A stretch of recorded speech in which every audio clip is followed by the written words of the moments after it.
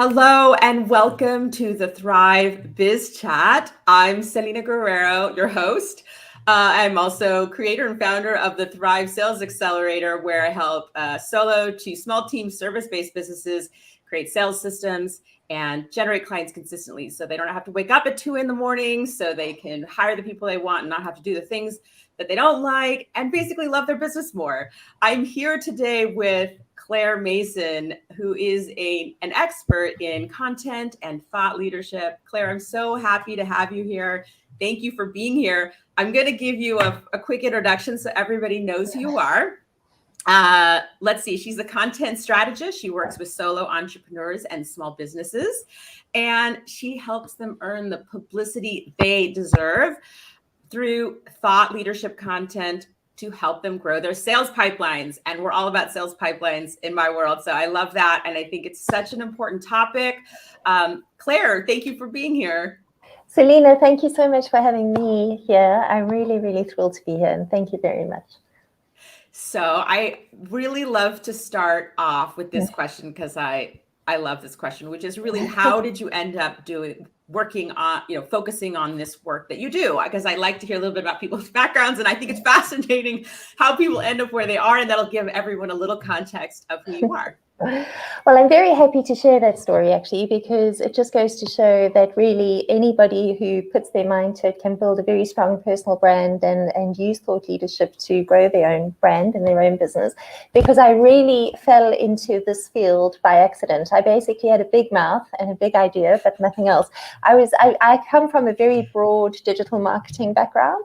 And I'm based here in Dublin, Ireland, and I was working for a SaaS company that created a software solution that helped corporates and Fortune 500 companies, very big companies, communicate in plain language. And their key clients were financial institutions. So, the likes of HSBC, Deutsche Bank, those kind of companies, to communicate with global work teams in plain language. And the one day they had collated all of this research that examined how these financial services companies were doing communicating in plain language. And I just said in the meeting, I think the media would really be interested in this kind of information. And the CEO looked at me and said, well, do you want to try? I didn't have one media contact. I didn't know the first thing about a press release or anything like that. But, the opportunity was there. And it's through that, let's say, publicity work and learning how to do it that then led me on to building profiles and brands and thought leadership positioning for CEOs, COOs, and that kind of stuff. So that's the short story. Awesome. I know we have a little bit of a conversation where, okay, sorry. I think I'm having a little audio problem. Hang on a second. No problem. Everybody. Okay. Let's see. I don't know where that's coming from. Okay, sorry. Okay, sorry, everybody. Okay, so I know we have a specific kind of arc that we're going to go through, but let me just get clear here. Is thought leadership specifically around a person, or can it be for a company? So thought leadership it's sort of both, but it's around a person. So when I work with solo entrepreneurs, for example, even if I use myself as an example, I'm out there creating thought leadership for Claire Mason and Claire Mason alone.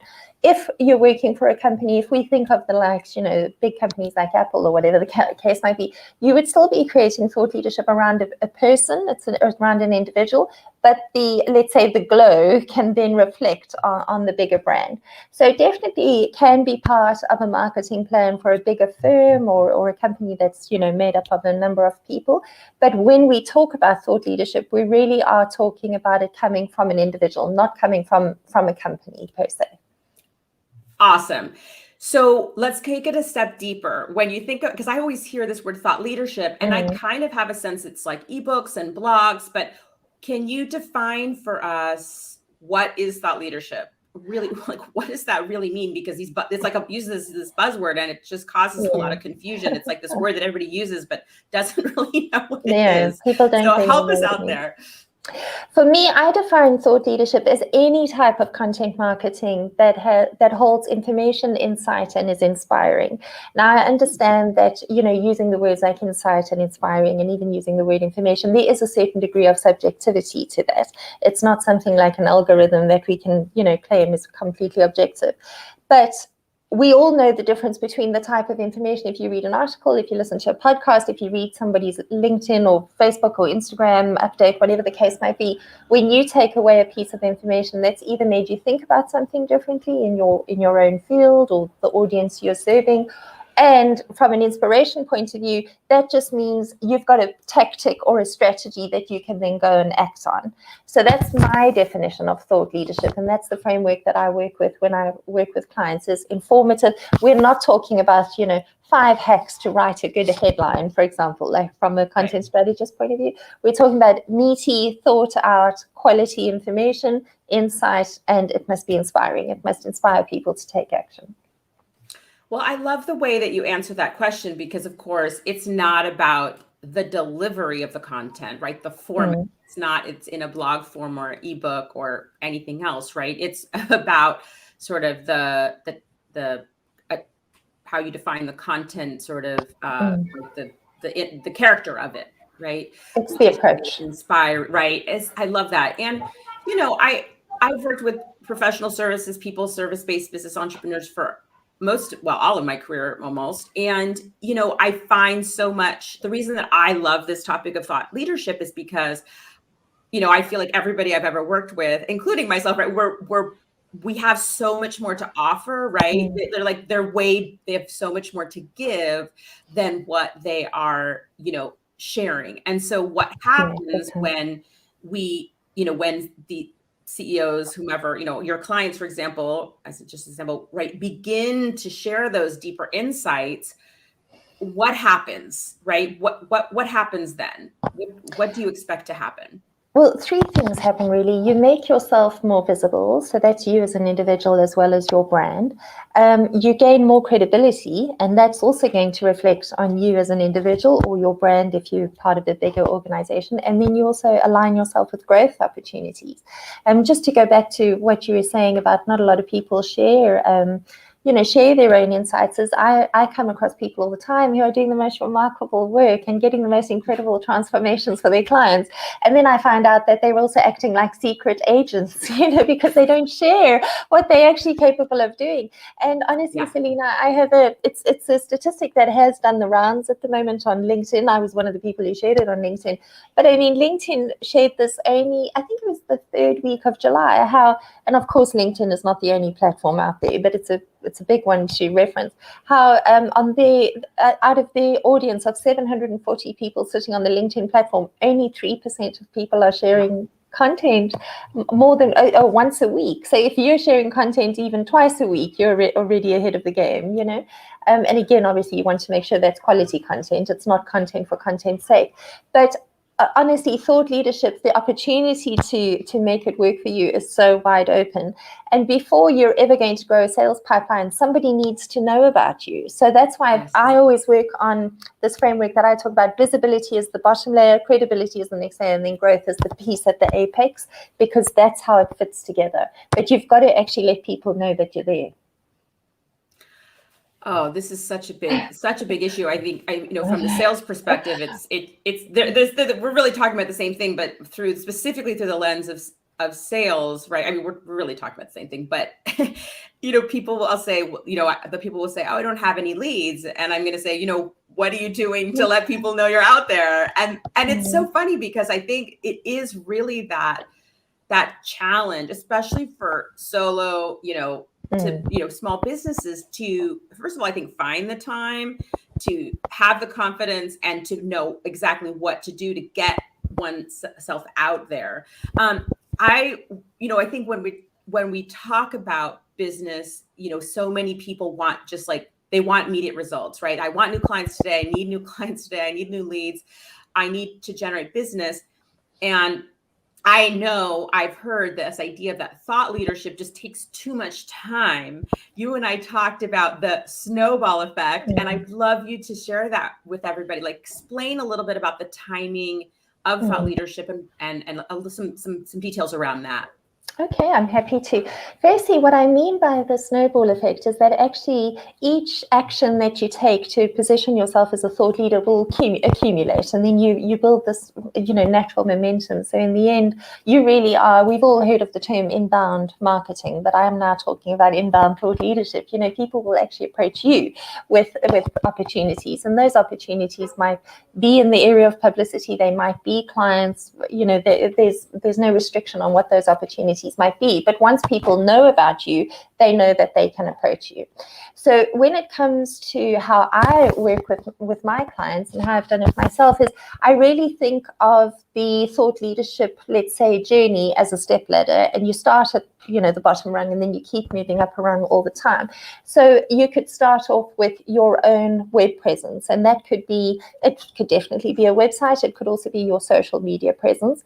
I always say, social media at this point has definitely got a reputation that's not the same reputation it enjoyed 10 years ago, but we also shouldn't throw the baby out with the bathwater, because it's still an incredible place for especially small businesses to be playing. If you don't have the same advertising budget as the Fortune 500s, then social media is absolutely your friend. So it could be that for me, for example, I'm very active on LinkedIn, and I've always been very active on LinkedIn. Increasingly, I sound like I'm behind the times, but I'm actually very much finding my type of ideal client is on Facebook too. So I'm starting to build up my own presence on Facebook. Then once a quarter, I'll submit a thought leadership piece to a big publisher, for example. But I really started off with LinkedIn, with my own website. So, those are my own, let's say, publishing platforms. I use Quora a lot. Medium is incredibly powerful. Then you can start moving up around to trade media. I always share with my clients how trade media is often getting an article or a publication, even being featured on a podcast for a trade organization. Maybe you're an HR professional, a sales professional, an accounting professional, finance, whatever the case might be. Often the national media is watching trade media to find the meaty kind of stories. So you can really, you can grow it from your own publication to slightly bigger, and then hit the national media. But in the meantime, you're growing your visibility and credibility all the time. So by the time you've pitch an article to Business Insider or Forbes or Inc.com, for example, you can say, whatever the angle of your story is, plus I've been featured here, and here, and you've now got 3 links to share. And it shows the reporter or the editor that you're pitching to. Firstly, you've got a point of view, which is really what thought leadership is all about. And secondly, you're credible because you've already been featured elsewhere. Once you've got 3 or 4, let's say, links behind your name or bylines behind your name, it becomes a very, very easy job.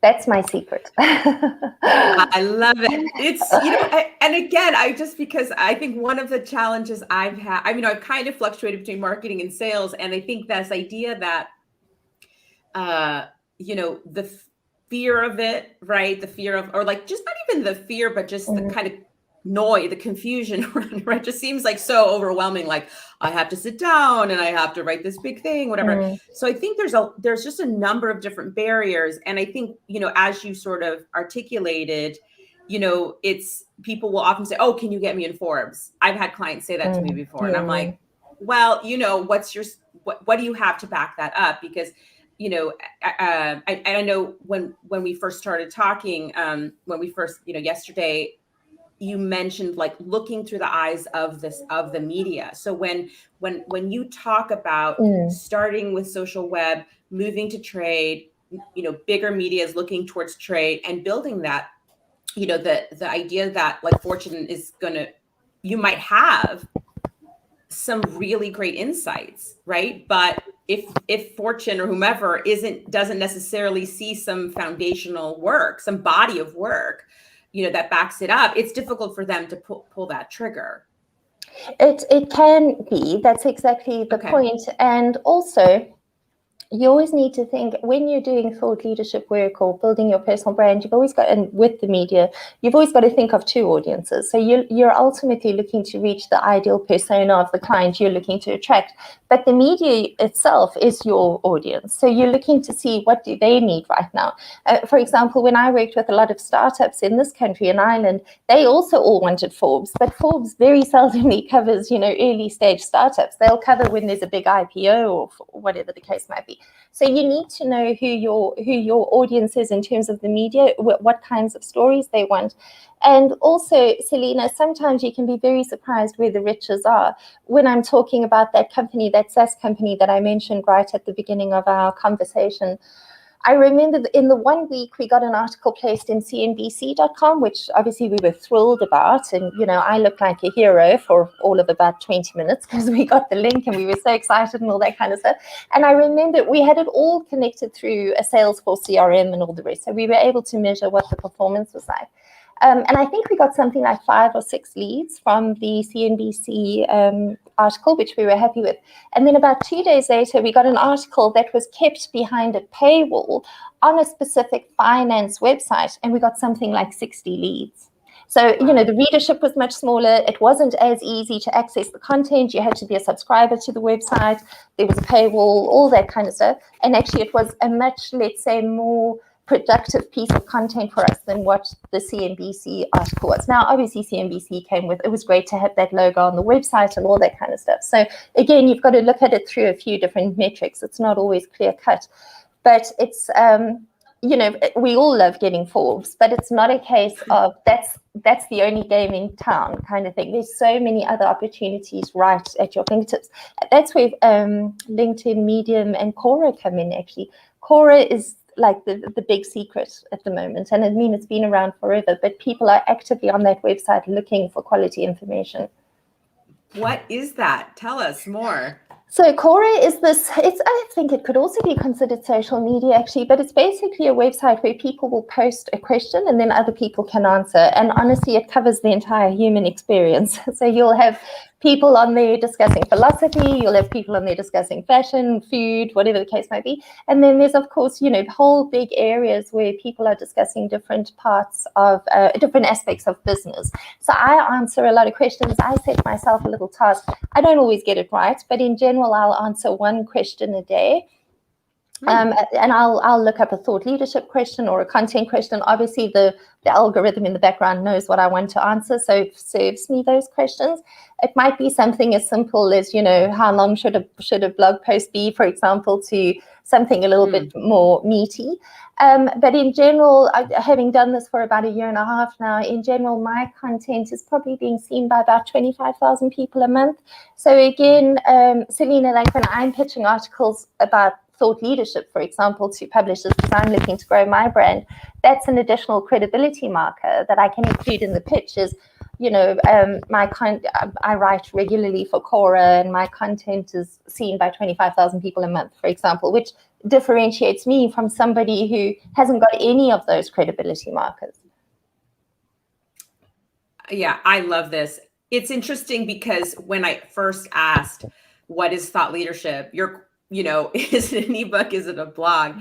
It's so, again, just to repeat what you had said earlier, what it is about what the character of the content is, right? It is inspiring, it is insightful. And the fact is it could be a blog, it could be ebook, or it could be on, LinkedIn or Quora or, these Medium or Reddit or these sites where you're it's so fascinating. I used to be in a full-time sales role, and I just became really fascinated with digital marketing and what was taking over, and this idea fundamentally that we all get to be our own publishers, right? And so what is that? How does that look like 10 years ago, 5 years ago, today? And the fact remains, you still can be your own publisher, right? And you have this, I personally, I don't know, I'm just kind of obsessed with this idea. It is really, we used to have such gatekeepers, right? Fortune was the only place you could go. And so now you're just so many opportunities. It's just kind of mind blowing. I love that.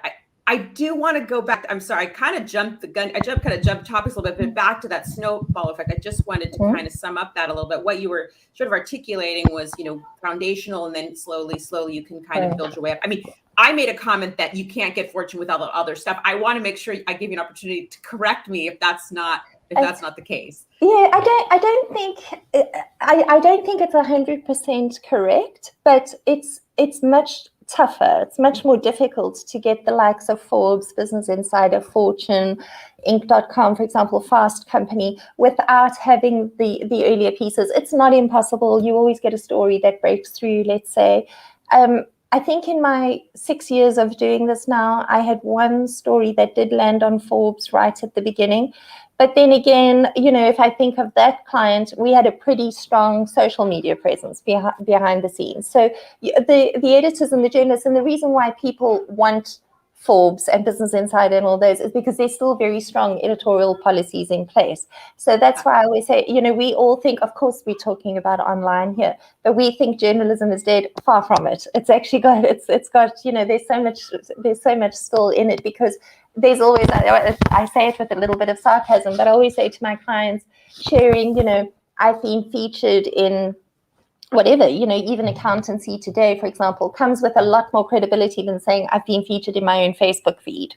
So you can already see what the credibility factor is there, just to have a third party or what's called earned media actually writing about you. So no, to summarize, not impossible to land fortune right out of the gates, but much more difficult if you haven't gone and built this kind of, it's like building a media footprint for yourself, really. Thank you. You're the expert. I want to make sure I got that clear to everybody. There's this Thai restaurant where I live, and you can go to their website and it says the best Thai food in town. And then in little parentheses, it says, according to us. I just think it cracks me up every time I think about that. In any case, okay, so what is the impact on business? What if somebody decides to invest in sort of the snowball effect of like really building something over the longer term? What's the expectation and in terms of that investment in thought leadership content? Well, I'm going to start that answer. I'm going to start in my response to you by saying, I would always say give it 4 months to really judge whether it's working for you or not. So I always say to my clients, content should absolutely be paying its way. Thought leadership should be paying its way. This shouldn't be a vanity project just because I like writing articles and we like working together kind of thing. It should pay its way. But you've also got to be fair and give it enough time to really get its legs under the table kind of thing. So you can't, put one post on LinkedIn, for example, or answer one question in Quora and pitch one story to a reporter and then think that you're doing thought leadership. You're not. It's very much an approach. It's very much a strategy, and it's got to have at least 4 months to run its course to start seeing what it will do for you. Then in terms of once you've really committed to it and you've decided how you're going to approach this, then what you should really see, again, I go back to increased visibility and enhanced credibility. So that's things like more people knowing about you. And of course, within that, it means more referrals coming your way. From a credibility point of view, I throw in just about every piece of media coverage I've got into the proposals that I write, because what it does is it reassures the potential client that actually I know what I'm talking about, and I've got a point of view on my subject, basically. So I'll work with them really well. So from a credibility point of view, it immediately differentiates you and also does the reassuring piece for a client. And then, of course, growth, which is what we're after. So it should be stocking your pipeline with a lot more leads, a lot more warm leads, and leads that are much better matched to the kind of work that you're doing. And then second, I've lost the count now, so I don't know if I should be saying fifthly. I've lost the counting my fingers and my thumb. But what it also often does is it shortens the sales cycle, because by the time the lead has actually come to you, they've been seeing your content on social media, they've picked you up in various publishers, they've heard you on a podcast, whatever the case might be. Because of course, something that we don't have the time to talk about now, but it's the whole other topic, is once you're getting this thought leadership content of your own out there, how do you then make it work for you? So that's all the amplification piece. It's including it in your newsletters, attaching it to your signature on your emails, sharing it on your blog, all those kind of things, but putting it on your social profiles, that kind of stuff. But the clients who come to you, the potential clients who come to you at that point, have a brilliant idea of what it is you can do for them, and that makes the sales cycle much shorter. That's wonderful. It's interesting because I think if nowadays when I've hired somebody in the last couple of years, I do this whole sort of like, content binge, right? I'm looking at all these other things. And if somebody doesn't have that as an opportunity for me to like even understand, I think, that person's excluded from the running at all. And I think that how,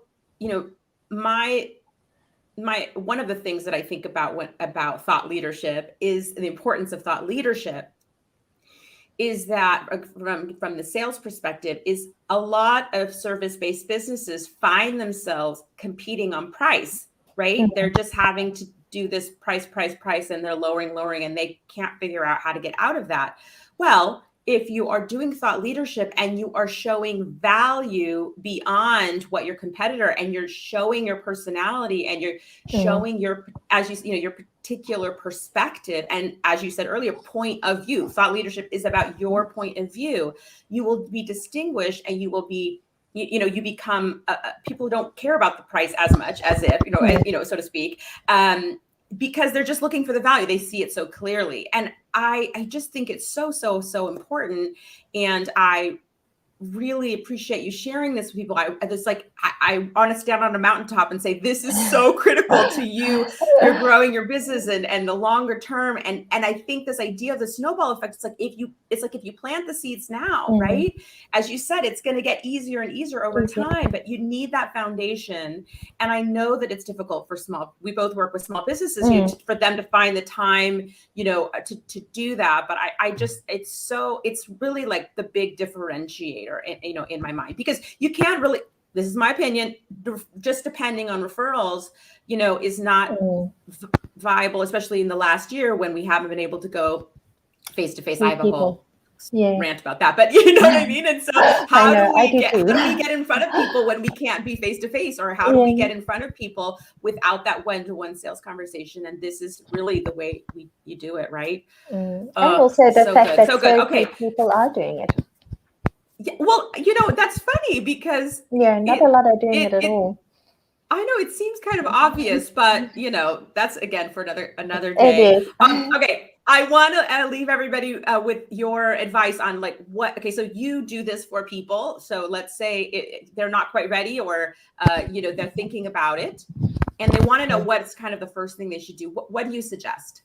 Well, what I suggest, Selena, is obviously there's a lot to be said for thought leadership strategies and all that kind of stuff. And I mean, hundreds of books are written about this topic. But really, if you've not done it before, my first piece of advice is to actually follow a tactic, and that's just get visible. So decide what that is for you. Is it a case of going on? I work with B2B and mainly B2B, but I definitely work with some B2C brands. I'm definitely a LinkedIn fangirl because I've seen what that platform's able to do for just about everybody at this point. But maybe it is a different social media platform. But start getting visible. Don't worry about professional headshots just yet. Don't worry about having perfect, camera equipment and all the rest. Just start getting out there, overcome the imposter syndrome, and start sharing the information. Because if you do that, you're already, only a little bit of the 3%, basically. So nobody's standing on the sidelines judging you. In actual fact, everybody's they need your content, and there's a lot of admiration for it. And from that space onwards, you can then start, let's say, refining and getting more sophisticated about your thought leadership strategy. But the first thing to do is get visible. I love that. Well, you have a wonderful guide called 5 Ways to Get Started on Your Thought Leadership Journey right now. I thank you for putting that together and offering it to the viewers today. I put the link in the comments for everyone to take a look at. I think that is really a priceless tool just to really begin that process to think about what you can do today, how important this really is. And I think my experience, once you kind of dip your toe in, you sort of get excited, and it's easier and easier over time, right? It is, and also you see the rewards coming to you. You know, so 4 months is not a long period of time in a business year. So and you know that you'll start seeing your community grow. You know, all of those things. So it becomes very self-motivating to continue with it. And one thing we didn't talk about, well, this is sort of something that I think is really, I have learned, is that the more you create thought leadership, the better, the more clearer you get about your own ideas and your point of view, right? Like yes, exactly. by actually creating the thought leadership, by being forced to sort of think like, what is my point of view? You suddenly get clarity, right? That I think for me, true. is a huge piece, just from like, because over time, you know, as you do that snowball effect, the message gets clearer and clearer, right? Too. So it's like a double sort of thing, not only in terms of the visibility, in terms of the credibility, but your own as a CEO clarity around what your message is I think also a big benefit of thought leadership. So, well, thank you so much, Claire. Before I let you go, I wanted everyone to know that if you are struggling with your sales pipeline, I have a sales assessment masterclass. You can see that in the comments. This is a way to create a sales system and, you know, get things organized. You can accelerate your sales and stop wondering where your next 3 to 10 clients are coming from. So you can check that out. Next week, Stacey Gordon, a diversity strategist, CEO of Rework Work, is going to be here. She's going to talk about diversity and how you can really leverage it as an advantage over your competition. So I'm really excited and looking forward to that. Please join us next Wednesday, 9 a.m. Pacific. Claire, thank you so much for sharing just really clear ideas and value around thought leadership. I really appreciate your spending time today talking about this. Thank you for having me on your show. I really loved it, and I loved talking about this topic. And thank you for the great questions. Thank you. All right, everyone. See you later. Have a great week. Until next Wednesday. Bye.